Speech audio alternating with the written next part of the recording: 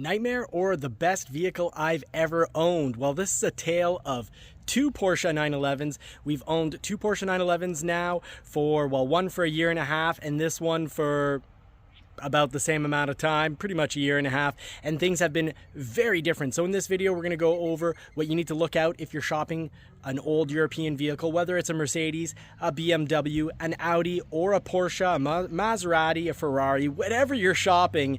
There are some key points to look out for because yes, you know, contrary to belief, you can have an old classic European vehicle and have a wonderful time. It can be wunderbar.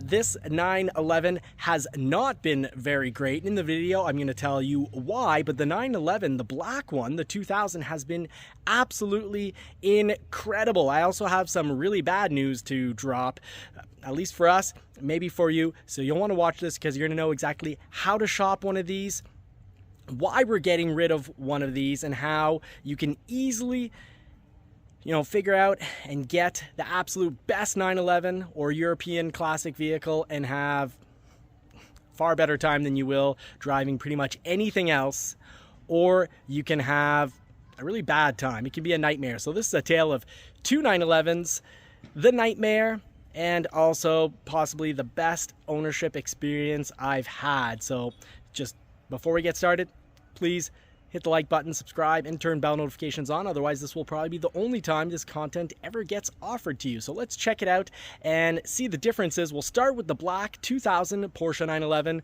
and then we'll check this one out. I'll tell you all about why these are the best 911s to buy, the absolute best value, what to watch out for so it's not completely disastrous. So stay tuned, folks. All right, happy, sad moment here. Happy that I'll be able to pay off the Shelby as I'm sitting in the Porsche 911, the black one. Kind of sad though. Listen to this thing. Sounds great. We've owned it for a year and a half and it's been great. It's been as good as it sounds and accelerates. It's been a great vehicle. Owning a European classic German vehicle has been a great experience. And it doesn't mean all European or all German vehicles will be a great experience for you. You really gotta watch when you're buying to make sure you buy one that is in good condition, one that has been well maintained, that's had its regular quality oil changes, that all the maintenance has been done on it, that it's been treated well, that it hasn't been beaten. But you also want to pick up one that hasn't been a garage princess and barely ever gone out. Those are the ones that those are the 911s that are going to give you IMS bearing failure. So keep that in mind. But this one's great. Fourth gear, down to third. Suspension's been good. I bought one that had the suspension replaced, original OEM suspension for some Bilstein suspension. Upgraded Bilstein. It's been very comfortable. Has handled great, accelerated great. Takes the bumps, takes the speed bumps, takes the potholes. It hasn't cost me very much to own. As I put money into it for aesthetic reasons, like redoing the interior here, because the seats were torn up.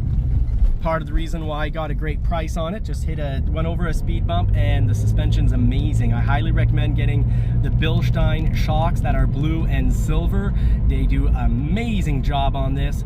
I've got other shocks on the red 911. Watch the review for that, but they aren't nearly as good. They're probably better on a track, but not nearly as good at taking these bumps. They're not nearly as absorbent, and it makes for they're two-track. They're a two-track and not enough road comfort shocks. But these Bilstein blue and silvers handle great, go into bendies so well, and absorb bumps unbelievably well. I'm just so happy with this car. All right, driving the Porsche 911, the black one, the 2000, built in June, so should still be that original IMS bearing that has less than 1% failure rate. And today we're going to answer the question of, can you own, for a while, we've owned this for a year and a half, can you own an old classic European car, and a German one at that, and can it go well? what do you need to look out for, how do you need to prepare your purchase, so what you need to keep in mind, the questions you need to be asking before purchasing, what things you need to be reviewing. So we'll cover that. We'll also cover what ownership has been like. Is it worth getting an older European classic vehicle? Does it accelerate well enough? Does it handle well enough? Does it require lots of really expensive repairs, ruining the entire experience? We'll cover all that and so much more here at Johnny's Car Care and Reviews. But before we get started, please, we need you to, the small family business here needs you to hit that thumbs up button, subscribe, and please turn bell notifications on. Now let's get to answering all these questions and more. All right, so here is an example of some of the joy that I've had driving this vehicle. Sunny day. Checked it out. I tested it out. I highly recommend you get the vehicle inspected. I went with my own knowledge on vehicles to figure out if I was buying this or not. So yes, owning a 911, a classic one, the 996 generation, you can pick one up for a third of the price of your normal 911, either older generation or newer generation, because they've got a bad reputation for the IMS blowing. And let's face it, if it's being built in June or prior to 2000, so the 1999 and some of the 2000s are free from that. The original IMS only went less than 1% of the time. The upgraded IMS for 2000, part of 2000 and 2001 all the way, and including 2008, the failure rate was about 8%. So yes, buying a 911 in this generation, or even the beginning of the 997 generation, could cost you $20,000, $25,000 for a motor. So you need to test drive it, you need to verify. I verified, what color is the exhaust coming out the back.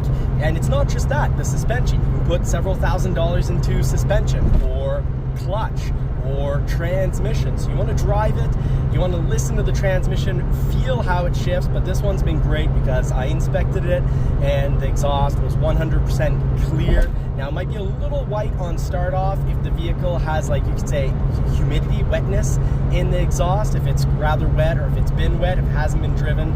But take it for a drive, see after a few minutes what color that exhaust is. It should be clear. The suspension, it's normal if it's just a little noisy. It's not a full-out luxury car, it's a sports luxury car. So to be able to take a bump, but it will make some noise. The roof should be rather quiet, especially if you're coming from a Bronco. Wink, wink. No, the convertible on this top, the convertible top is great for a sports car. The suspension is very comfortable. It's no luxury car though. You'll hear and feel those bumps. Highly recommend the Bilstein silver and blue shocks. Like this had an upgrade, so I verified and I saw that, well, the suspension is very new. I could see that the clutch wasn't due. The clutch was relatively new. So you can always ask to see their bills. And sometimes though, the owners only owned it for a year or two, so all the work was done by the owner before. But yes, people do put $10,000, $15,000, $20,000, $30,000 in these cars to keep them on the road. So you want to make sure you get one that work has completely or almost completely been done. The rear view, the little windows in the rear, they will tend to fail. Not a very expensive repair, so you can look into that.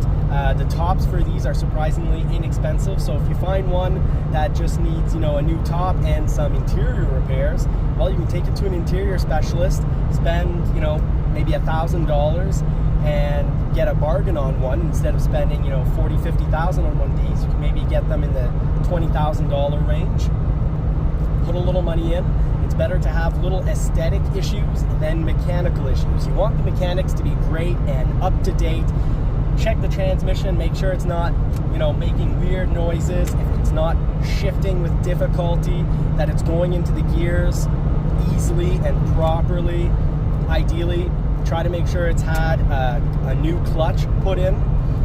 You don't absolutely have to have had a new IMS put in, especially if it's a 2000 June production or prior, or a 1999. That's why I like the 1999 and 2000s in these more than I like 2001, 2, and including 2008.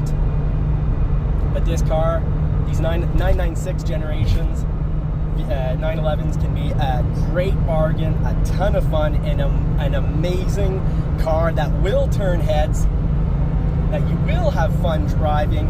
It's got the perfect balance of horsepower, 300 horsepower, right around 300 horsepower, with a car that weighs about 3,000 pounds is just perfection.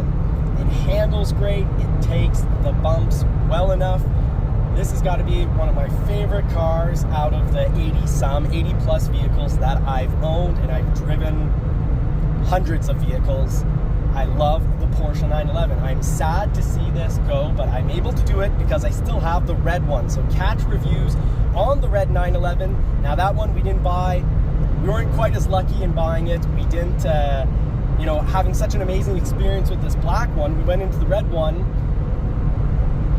with less concern and less worry. We went in with a bad bias. Now let's get to the red one and talk a bit about that, because, for this one, we can talk more about all the things we did right, and for the red one, let's talk about the things we did incorrectly. Now, for the don't be fooled portion of this video, come back. It's about to rain. We're about to have a huge storm, so come on back. Subscribe to make sure you don't miss. We'll put all the things you must avoid when buying a car, when shopping a car, whether it's a classic European car or anything that's not new. Let's go over all the points you want to cover to make sure you don't get fooled. So stay tuned. In the meantime, I wish you all more cars and more power.